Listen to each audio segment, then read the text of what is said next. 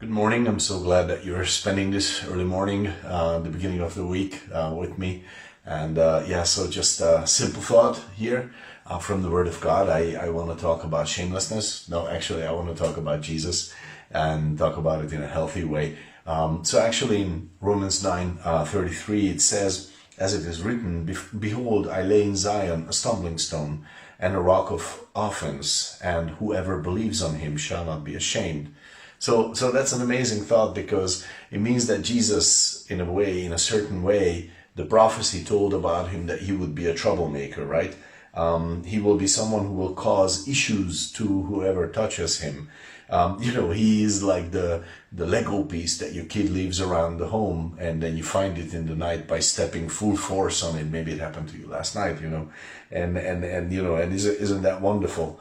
No, it's not. And Jesus is like that in a way. The world is thinking, well, isn't everything just wonderful?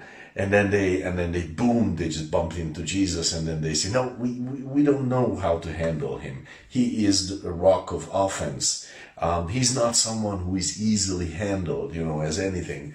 They try to say he was a religious leader, but he doesn't really fit the bill. They try to say he was he was a self-proclaimed Messiah, but that doesn't work too well either. And then, they say he was a great teacher, a moral person, a good man. And then, none of them really, it just doesn't work so well.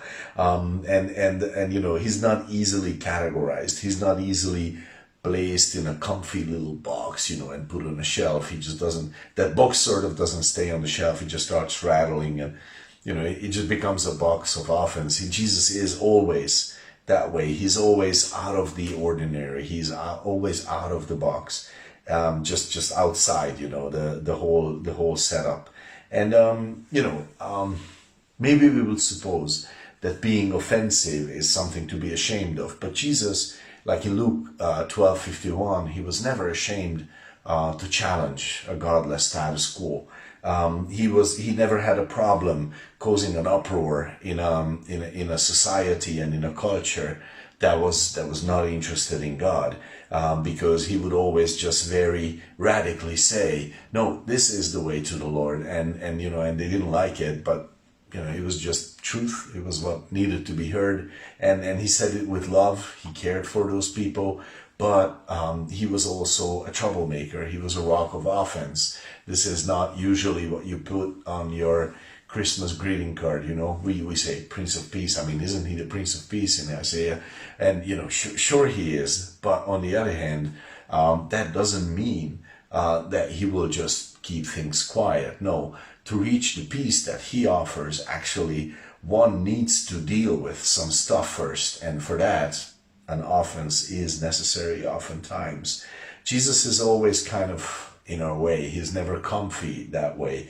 But also we have to understand he is a great source of joy. He is a great source of, actually peace. After we go through that upset, that uproar that he brings. He's always the genius of love in our lives. He's always the heart of growth in one's life. And I think, this is correct. It's so beautiful. He is a rock of offense, but also he's so much more to us. God bless you with those thoughts, and may God lead you today.